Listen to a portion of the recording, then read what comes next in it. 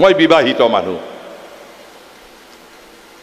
কিন্তু মোৰ বিবাহৰ পূৰ্বেই মোৰ আৰু এগৰাকী প্ৰেমিকা আছিল মোৰ,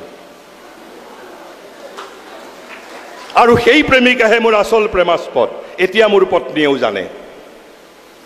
আৰু সেই প্ৰেমিকা কোন? মই জন্মতে সেই প্ৰেমিকাৰ সান্নিধ্যলৈ জন্মগ্ৰহণ কৰিছোঁ। আৰু সেই প্ৰেমিকা এই দিব্যজননী ভাৰত মাতা।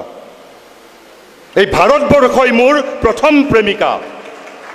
ভাৰতবৰ্ষৰ প্ৰতি, ভাৰত মাৰ প্ৰতি এটা অহৈতুকী প্ৰেম লৈ মই জন্মগ্ৰহণ কৰিছোঁ। আৰু সেইবাবে মোৰ মাতৃ কেৱল এগৰাকী নহয়, মোৰ মাতৃ 5 গৰাকী মাতৃ। মোৰ মা 5 গৰাকী মাতৃ মোৰ। আপোনালোকে জানে মোৰ গৰ্ভধাৰিণী মোৰ মাতৃ মৃণালিনী দেৱী। নমস্কাৰ, স্বাগতম জনাইছো আৰবি ভইচ এণ্ড ভটছৰ আজিৰ অন্য এক ৰিয়েকশ্যন ভিডিঅ'লৈ। তো আজিৰ ভিডিঅ'ত আপোনালোকে থাম্বনেইলখন বা প্ৰথম যি দুটা বাক্য দেখিলে বা শুনিলে তাৰ পৰাই গম পাইছে যে আজিৰ ভিডিঅ'টো কাৰ। তো তেখেতে কলেজ এখনত, লখিমপুৰ কলেজত তেখেতে দিয়া ভাষণৰ কিছু অংশ তেখেতৰ ফেচবুক একাউণ্ট যোগে প্ৰচাৰ কৰিছিল এটি ভিডিঅ'। আৰু ভিডিঅ'টো চোৱাৰ পিছত ভাবিলো এই কথাখিনি মোৰ দৰ্শকসকলেও জনাটো প্ৰয়োজন। আৰু তেখেতসকলে পোষ্টটোত লিখিছিল যে এইটো মূল ভাষণৰ এটা কিয়দাংশ মাত্ৰ 9 মিনিট দৈৰ্ঘ্যৰ। তিনিকুৰিলৈ মাথো 3 বছৰ মানে বাকী। আচলতে অহা বাটে উভতি যোৱাৰ সময় এতিয়া। ব্যক্তিগত জীৱনত অতদিনে নোকোৱা অনেক কথা সিদিনা অকস্মাতে মুখৰ পৰা ওলাই গ'ল। ৰাইজে জনাটো উচিত বুলি বিবেচনা কৰি আগবঢ়ালো। পাৰিলে সম্পূৰ্ণকৈ চাব। তো তেখেতৰ মাতৃ কোন কোন, তেখেতৰ প্ৰেম কাৰ কাৰ লগত, এই কথা এনেকুৱা কিছুমান তত্ত্বগধুৰ কথা এই ভাষণত তেখেতে আগবঢ়াইছিল। আৰু আহক আমি আজি ভিডিঅ'টোত সেই কথাখিনি চাই লওঁ তেখেতৰ মুখেৰে কোৱা। তেনেহ'লে পলম নকৰি আমি ভিডিঅ'টো আৰম্ভ কৰো। আৰু আপুনি এই ভিডিঅ'ৰ এই কথাখিনি চোৱাৰ পিছত আপোনাৰ কমেণ্টত আপোনাৰ প্ৰতিক্ৰিয়া জনাবলৈ নাপাহৰিব। আপুনি কি ভাবে? এইটো ছাত্ৰ ছাত্ৰীসকলক উদ্দেশ্য কৰি কৈছোঁ, যদি সেই কথাটোৰ প্ৰতি আমি মনোযোগ দিব পাৰোঁ, জীৱনত আমি কোনোদিন হতাশ নহওঁ। ভাৰতবৰ্ষই কৈছে অমন্ত্ৰম অক্ষৰম নাস্তি। কৈছে পৃথিৱীত এটাও শব্দ নাই, কোনো ভাষাতেই এটাও এনেকুৱা শব্দ নাই যিটো শব্দক মন্ত্ৰলৈ ৰূপান্তৰিত কৰিব নোৱাৰি। কৈছে অমন্ত্ৰম অক্ষৰম নাস্তি। যিটো শব্দ, যিটো বৰ্ণক মই মন্ত্ৰলৈ ৰূপান্তৰিত কৰিব নোৱাৰো, তেনেকুৱা শব্দ কোনো ভাষাতেই পৃথিৱীত নাই। অৰ্থাৎ প্ৰতিটো বৰ্ণকেই মন্ত্ৰলৈ ৰূপান্তৰিত কৰিব পাৰি। তাৰ অৰ্থ কি কৈছে? প্ৰতিটো বৰ্ণৰে প্ৰয়োজনীয়তা আছে। তাৰ পিছত কৈছে নাস্তি মূলম অনৌষধম। নাস্তি মূলম অনৌষধম। মূলম মানে কি? শিপা, গছৰ শিপা। কৈছে পৃথিৱীত এডালো গছ নাই যিডাল গছৰ শিপাত এটা নহয় এটা ঔষধি গুণ নাই।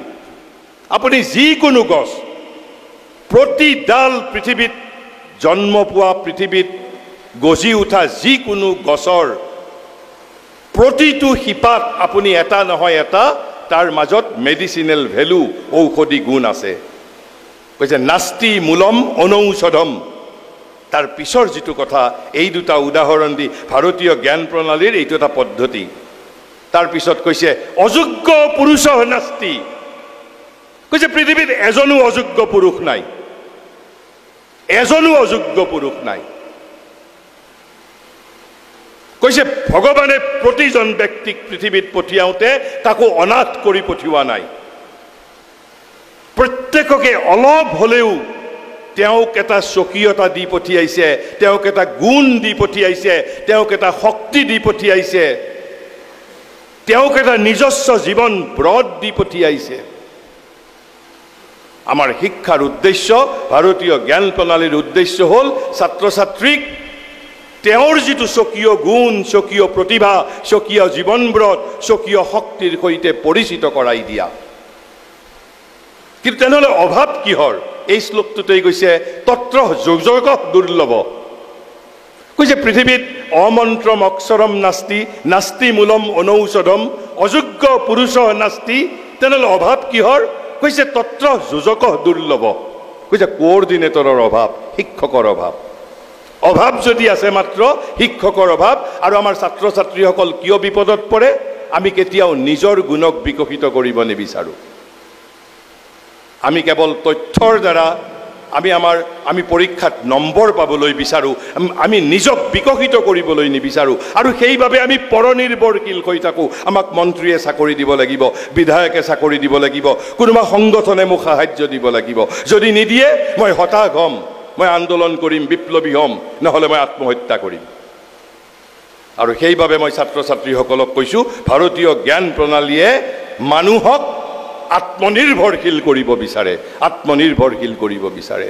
মোৰ ব্যক্তিগত উদাহৰণৰ পৰা মই এই কথা মই কোৱা নাছিলোঁ।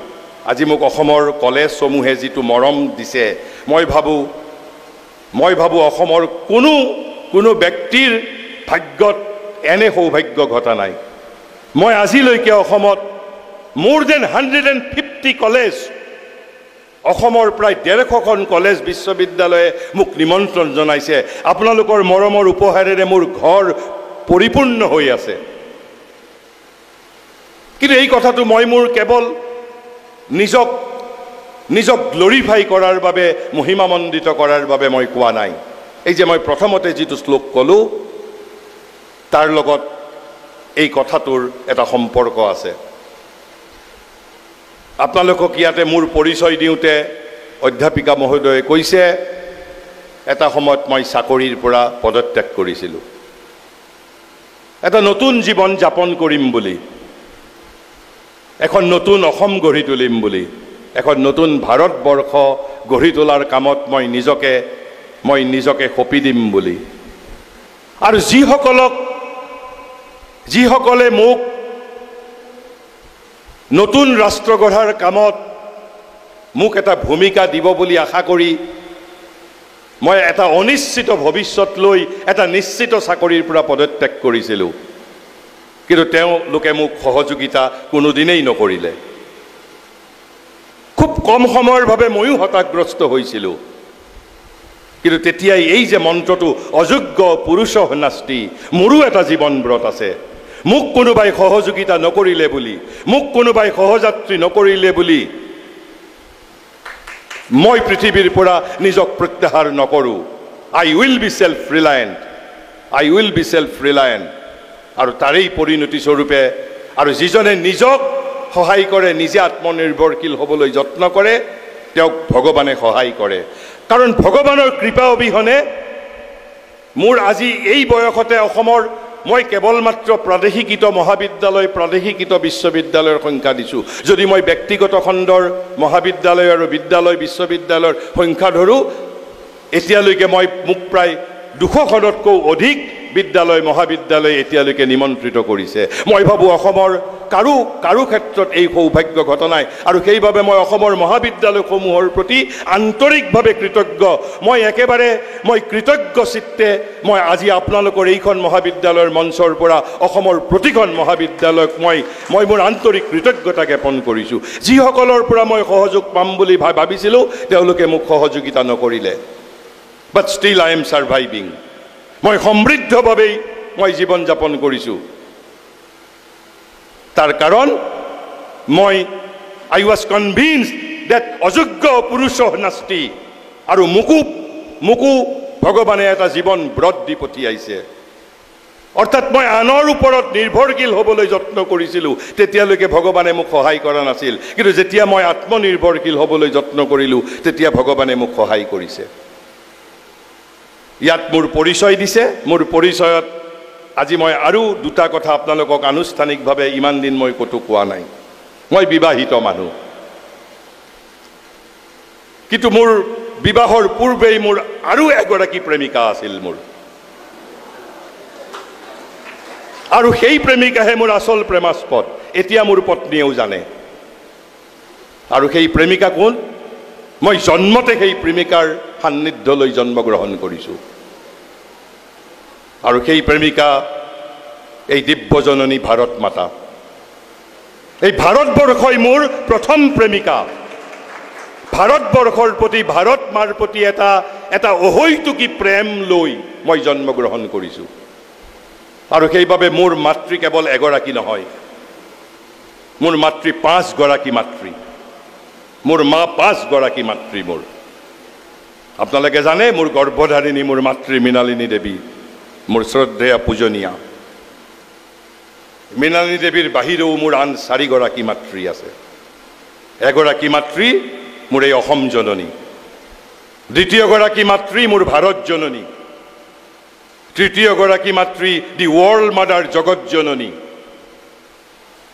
আৰু একেবাৰে পঞ্চম গৰাকী মাতৃ হ'ল দিব্য জননী পৰমা দিব্য জননী যি মই মোৰ সমস্ত কৰ্ম সমস্ত চিন্তা সমস্ত ভাৱনা মই সেই পৰমা দিব্য জননীৰ শ্ৰী চৰণত সমৰ্পণ কৰোঁ মোৰ পৰিচয়ৰ লগত এয়া মোৰ ব্যক্তিগত পৰিচয় মই আজি কেৱল মাত্ৰ আপোনালোকৰ ওচৰত উন্মুক্ত কৰিছোঁ গতিকে মই ছাত্ৰ ছাত্ৰীসকলক অনুৰোধ কৰিছোঁ try to be self reliant don't try to be empowered try to be self empowered এই যে আমাৰ নাৰীসকলে আমাৰ মহিলাসকলে সমগ্ৰ পৃথিৱীব্যাপী এটা আন্দোলন কৰিছে কিহৰ আন্দোলন দি মুভমেণ্ট অফ এম্পাৱাৰমেণ্ট এয়া নাৰীসকলক প্ৰবঞ্চিত কৰাৰ আন্দোলন আপোনালোক আচৰিত হৈছে আশ্চৰ্যচকিত হৈছে আন্দোলনটো হ'ব লাগিছিল a movement for self empowerment